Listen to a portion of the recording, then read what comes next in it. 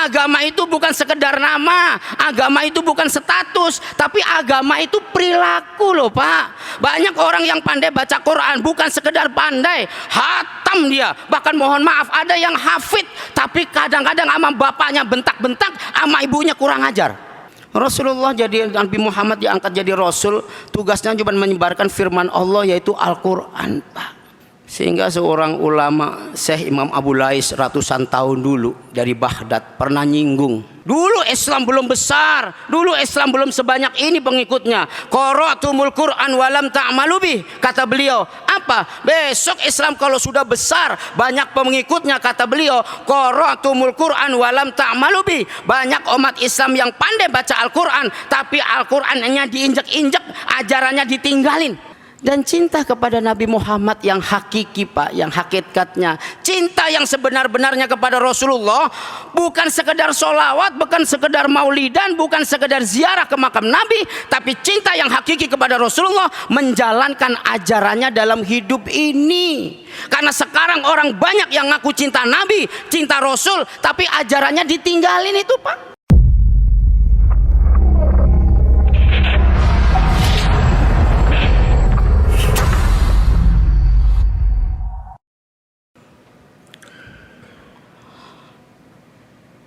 Alhamdulillah,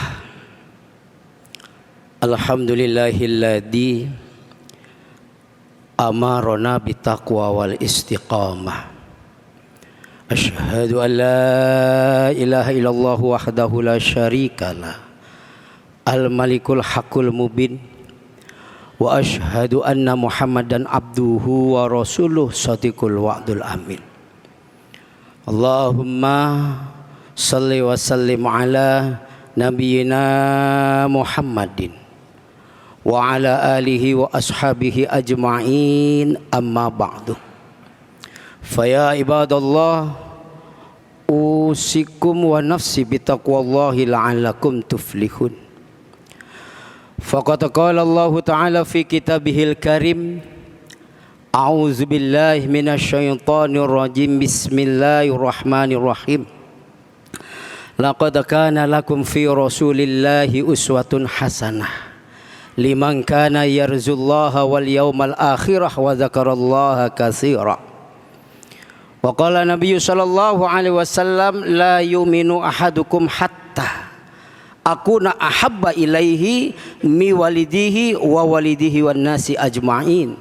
Shadaqallahul aliyyul azim wa shadaqa rasulul habibul karim, walhamdulillahi rabbil alamin.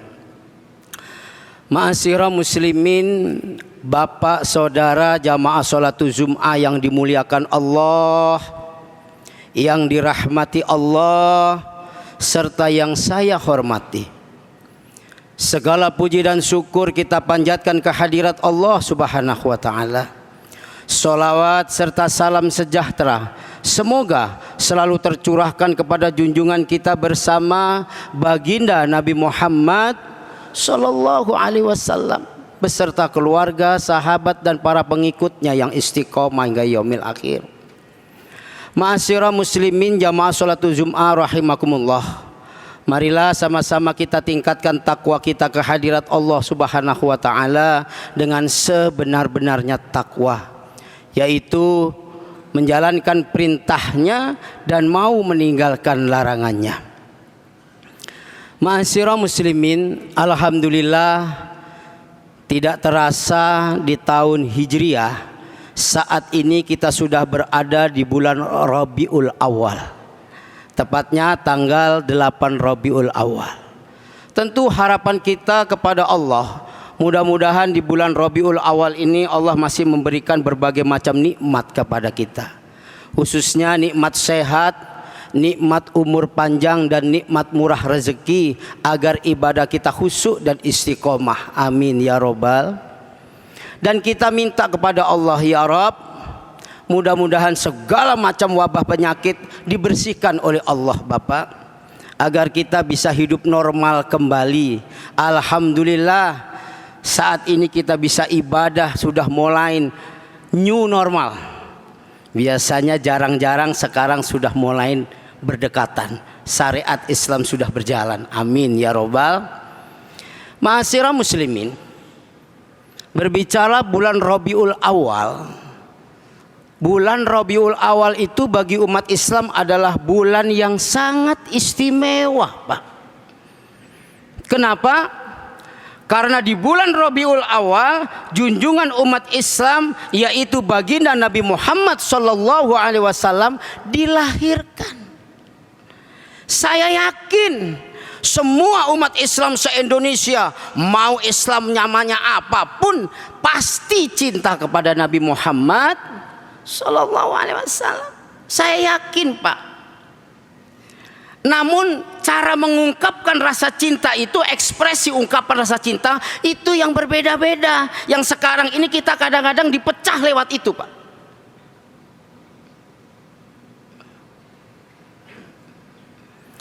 Ya, ibarat cinta Nabi Muhammad itu, Pak, ibarat seorang laki-laki yang cinta kepada perempuan. Cintanya sama, tapi mengungkapkan rasa cinta itu pasti berbeda. Ada kalanya laki-laki mengungkapkan rasa cinta kepada perempuan yang dia cintai cukup dengan modal satu tangkai bunga atau satu bait lagu. Ada.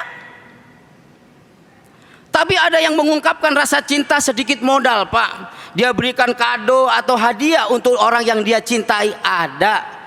Bahkan ada orang yang mengungkapkan rasa cinta seorang laki kepada perempuan yang dia cintai atau istrinya sampai mengorbankan harta ratusan juta untuk membangun sebuah istana hanya untuk mengungkapkan rasa cinta. Ada.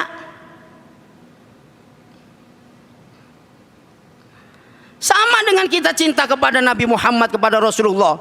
Ada kalanya orang mengungkapkan rasa cinta cukup membaca sholawat, Allahumma sholli ala Muhammad. Ada. Bagus, bagus. Tapi ada juga sebagian saudara kita yang mengungkapkan rasa cinta dengan merayakan hari kelahirannya. Ada juga. Padahal pakai modal. Ada. Terlepas dari perbedaan yang ada, yang penting cinta kepada Rasulullah, Pak. Tapi ada juga orang yang ingin mengungkapkan rasa cinta kepada Kanjeng Nabi, kepada Rasulullah, mengeluarkan harta yang gak sedikit, puluhan juta bahkan ratusan juta, dengan cara menziarahi makam Nabi Muhammad SAW di Madinah Al-Munawwarah lewat ibadah umroh maupun haji. Ada teman saya ya, Pak, waktu sebelum corona itu tiap 2 bulan sekali ziarah atau umroh. Karena apa? Dia cinta kepada Rasulullah. Itu hanya ungkapan loh, Pak. Tapi yang terpenting rasa cinta itu sendiri, Pak.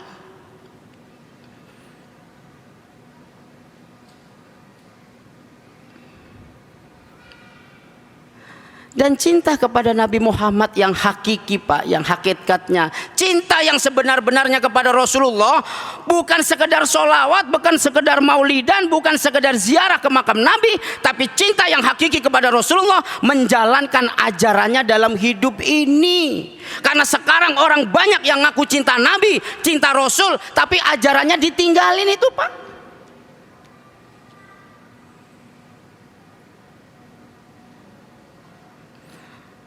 Nabi Muhammad diangkat oleh Allah menjadi Rasul sebagai utusan Rasulullah, utusan Allah ini. Apa sih tugas utama Rasulullah, Pak? Tidak lain, kata Allah, pernah saya sampaikan, wa ma arsalnaka illa rahmatan lil alamin, dan tidak aku utus kau Muhammad di muka bumi ini illa kecuali rahmatan lil alamin. Kau jadikan dunia dan kehidupan manusia yang ada di dunia ini lebih baik, Muhammad. Nah, ini tugas seorang Rasul itu, memperbaiki kehidupannya. Lantas bagaimana Rasulullah memperbaiki kehidupan manusia yang penuh angkara murka? Karena makhluk Allah satu-satunya yang diberi hawa nafsu hanya manusia. Bagaimana cara Rasul meningkatkan kehidupan, memperbaiki kehidupan manusia? Cuman satu kata Rasul, innama bu'istu li utamima makarimal akhlak. Innama, sesungguhnya aku diutus oleh Allah untuk memperbaiki dunia dan kehidupan ini dengan cara memperbaiki akhlak. Apa itu akhlak, Pak? Adab, sopan santun, budi pekerti. Karena akhlak ini sekarang sudah menjadi barang langka. Indonesia ini sudah maju, zamannya banyak anak yang pinter, banyak anak yang hebat, tapi banyak orang pinter tapi nggak bener, ilmunya hebat, akhlaknya amburadul.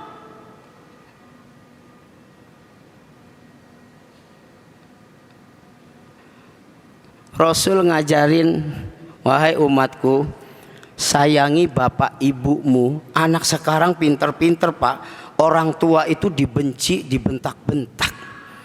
Dia ngaku cinta kepada Rasul, tapi ajaran Rasul ditinggal. Buat apa sholawatan, buat apa maulidan, buat apa ziarah ke makam Nabi kalau ajaran Rasul yang utama ditinggalkan?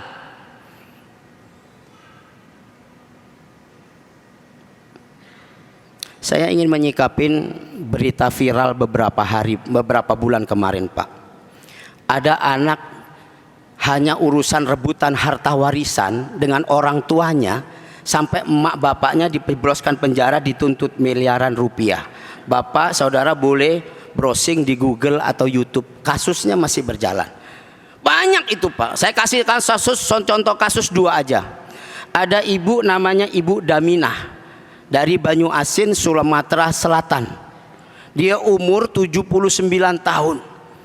Dituntut oleh anak perempuannya yang berzilbab syar'i itu pak, dijebloskan penjara Ibu Daminah itu hanya gara-gara harta warisan dan dituntut 1 miliar pak.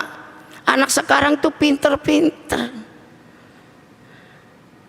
Di saat wartawan tanya, ibu bagaimana menurut ibu tentang anak ibu, apa jawaban Ibu Daminah ini? Cuma satu, durhaka kau nak, durhaka kau nak.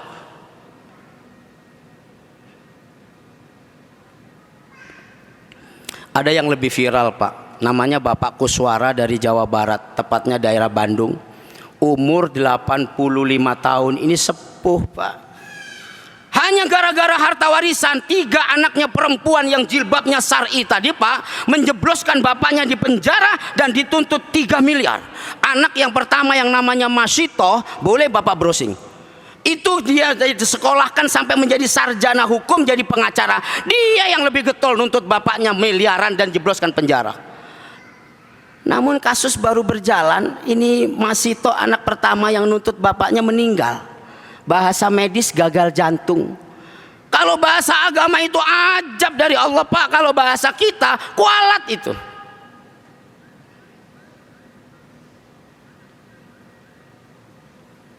Nah, ini baru di media sosial.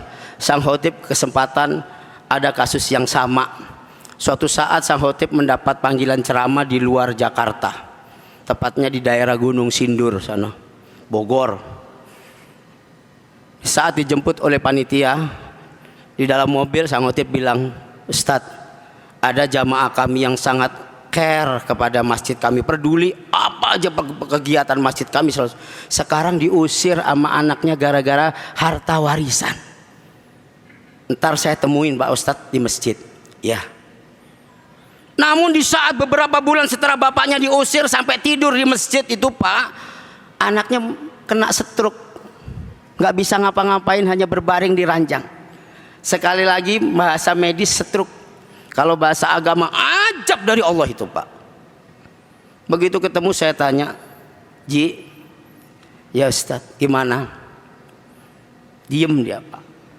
Anaknya yang sudah sakit mau dimaafin nggak? Apa yang tersurat? Yang dia jawab nggak terkeluar dari mulutnya, hanya nangis. Itulah kita orang tua pak.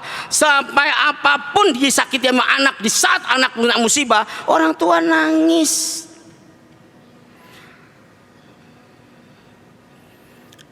Ini bisa terjadi sama kita pak. Kita yang sayang kepada anak.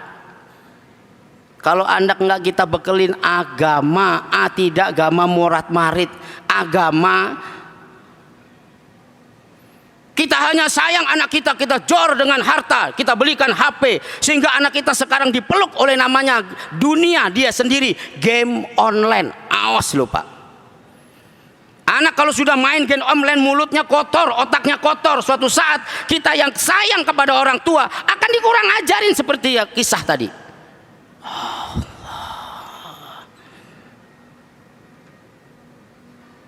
Yang saya anehnya, mohon maaf ya Pak, mungkin saya salah. Persepsi pemikiran saya, orang kalau udah berjilbab, apalagi jilbabnya syar'i, mohon maaf, dia pasti rajin sholat, bisa baca Quran. Loh, Qurannya itu dimanain? Sholatnya ngapain selama ini kok sama orang tua? Rasulullah mengajarkan, sayangi bapakmu, ibumu. Apalagi kalau sudah tua, jangan sekali kalau kau membentak orang tuamu. Ini pinter baca Quran, sholatnya rajin, sama bapaknya dijeblosin penjara, ibunya dituntut miliaran rupiah. Ya Allah. Makanya saya pesen Pak, bekelin anak kita agama. Agama itu bukan sekedar nama, agama itu bukan status, tapi agama itu perilaku loh Pak. Banyak orang yang pandai baca Quran, bukan sekedar pandai, hatam dia. Bahkan mohon maaf, ada yang hafid, tapi kadang-kadang sama bapaknya bentak-bentak, sama ibunya kurang ajar.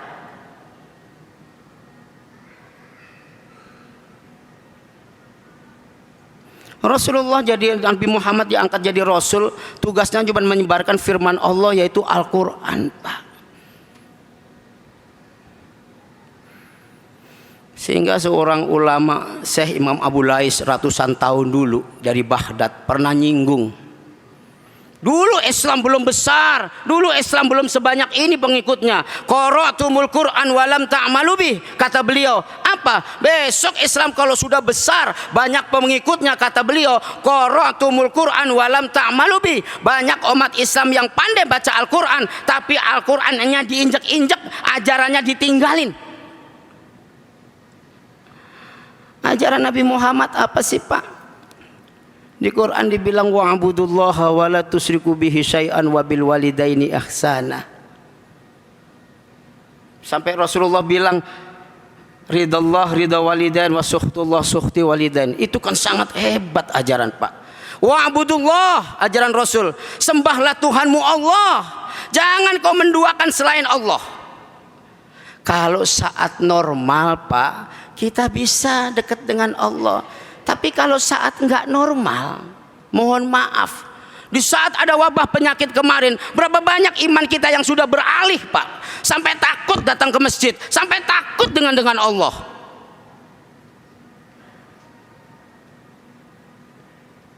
Kita memang wajib waspada. Protokol kesehatan itu harus dijalankan. Tapi yang namanya maut bukan urusan protokol kesehatan loh Pak, udah ada namanya masing-masing. Biar kita pakai masker dari kaleng, seng, besi sekalipun, kalau saatnya mati ya mati.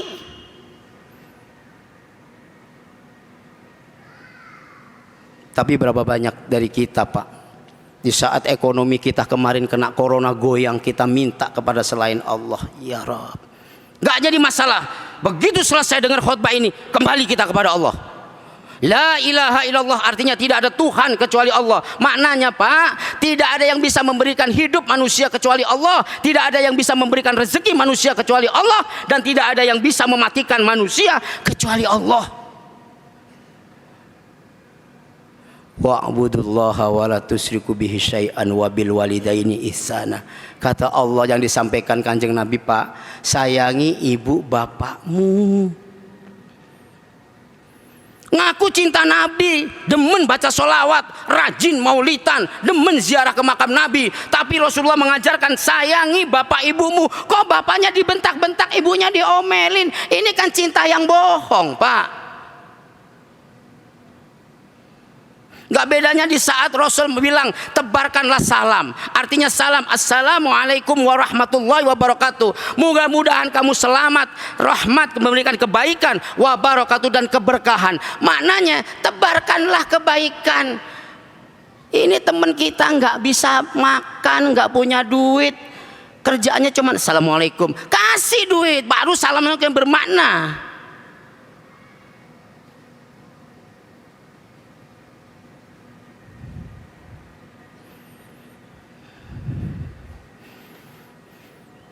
Sampai Rasulullah SAW menyampaikan Pak, anis kurli wali walidaika. Ajaran beliau itu Pak, anis kurli wali walidaik, bersyukurlah kepada Allah dan bersyukurlah kepada ibu bapakmu. Dalam konteks apa?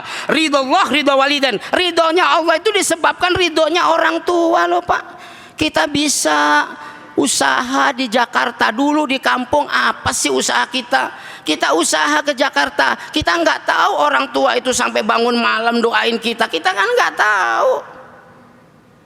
Begitu kita punya rumah tangga, punya keluarga di Jakarta, mulai lupa sama ibu bapaknya Pak.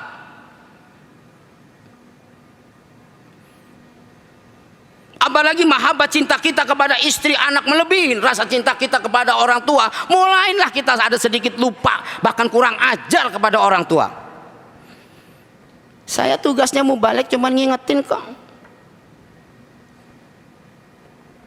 Mungkin rezeki kita kemarin ini seret dibersihkan oleh Allah karena kita lupa sama orang tua kita, lupa.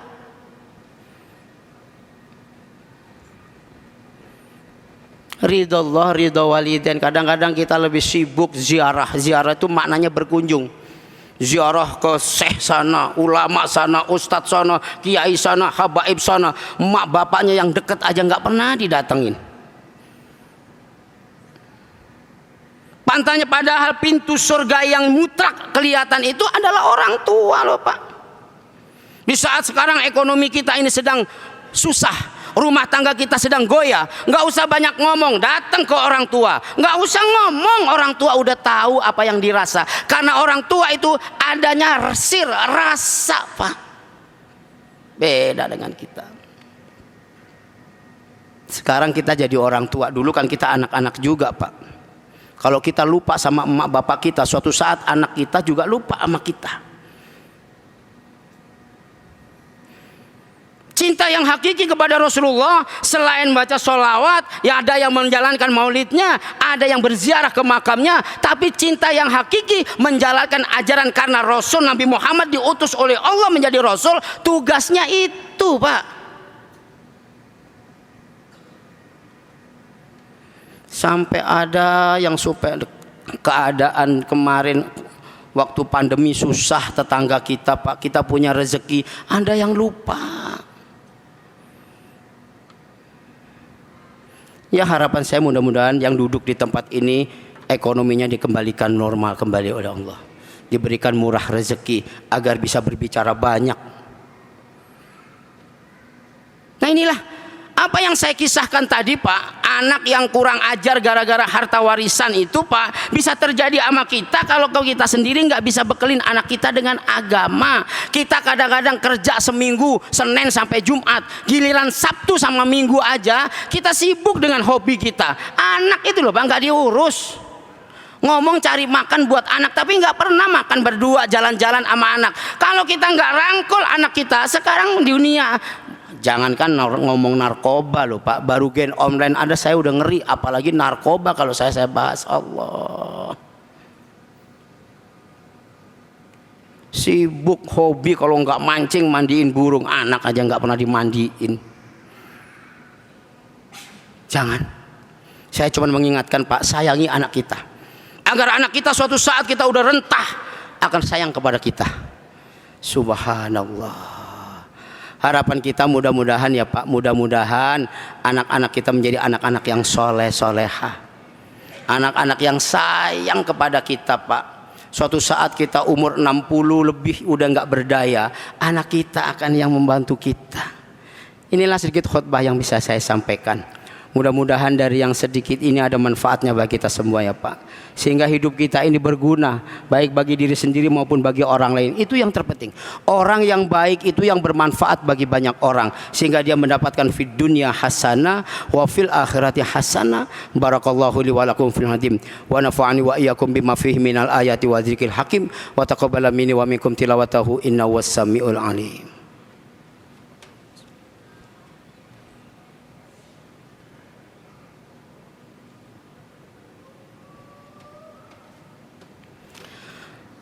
Alhamdulillah, alhamdulillahi hamdan kasiran kama amar. Asyhadu an la ilaha illallah wahdahu la syarika la irghaman liman jahada bi wa kafar. Wa asyhadu anna Muhammadan abduhu wa rasuluh sayyidul khalaqi wal basar. Wa sallallahu ala sayyidina Muhammadin tasliman katsira. Amma ba'du.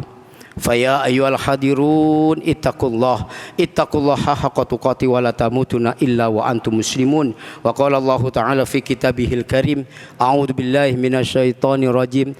Allahul ladzi khalaqas samawati wal arda wa ma bainahuma. Sesungguhnya Allah lah yang menciptakan langit dan bumi, wa ma bainahuma, dan seluruh apa-apa yang dimiliki oleh manusia. Jadi pada hakikatnya Pak, semua yang kita miliki ini adalah pemberian Allah. Kita bisa, kita pinter itu dipinterkan oleh Allah. Kalau mau sekejap Allah ambil ilmu kita lewat penyakit panas sehingga kita lupa nyebut nama sendiri, bisa. Kita punya, kita kaya, dikayakan oleh Allah. Kalau mau sekejap Allah ambil harta kekayaan kita lewat pasukannya air, angin, api, wabah, penyakit, bisa. Bahkan hidup mati kita pun dihidupkan dan dimatikan oleh Allah. Maka pesan saya sebagai khotib yang penuh dosa, sok tahu banyak salah ini, jangan ada sifat sombong, dengki, serakah dan kebencian dalam hidup ya Bapak. Karena besok bila kita berjumpa dengan Allah, semua yang kita miliki nggak bakal kita bawa kok. Pangkat, jabatan, harta kekayaan yang kita cari-cari sampai sungsang sumbel, kalau meninggal nggak boleh dibawa. Jangankan itu, anak istri kita yang kita sayangi kalau kita meninggal nggak boleh diajak Pak. Satu yang kita cari dalam hidup keridhaan Allah Subhanahu wa taala. Innallaha wa malaikatahu yusholluna 'alan nabi. Ya ayyuhalladzina amanu shallu 'alaihi wa sallimu taslima. Allahumma shalli wa sallim ala sayyidina Muhammad wa sallam wa anil khulafa'ir rasyidin Abi Bakrin wa Umar wa Utsman wa Ali wa ala tabi'in wa tabi'in wa birahmatika ya arhamar rahimin. Allahumma ighfir lil mu'minin wal mu'minat wal muslimin wal muslimat al ahya'i minhum wal amwatina ka qaribu mujibud da'awat ya qadiyal hajat. Allahumma ansur ummatan Muhammad, Allahumma sholih ummatan Muhammad, Allahumma arham ummatan Muhammad, Allahumma ansur man nasaradin waqdul man khadal al muslimin. Allahumma inna nas'aluka ridhaka wal jannah wa na'udzubika min sakhatika wan nar fakhrajan wa makhrajan wa tarzuqani min haitsu ahtasib wa min haitsu la yahtasib. Ya Allah, ya Ghafur, Engkau yang Maha Pengampun. Ampunkanlah segala dosa dan kesalahan kami ya Allah. Ampunkanlah segala dosa dan kesalahan ibu bapak kami ya Rabbi. Serta ampunkanlah segala dosa dan kesalahan istri dan anak-anak kami serta saudara kami kaum muslimin wal muslimat.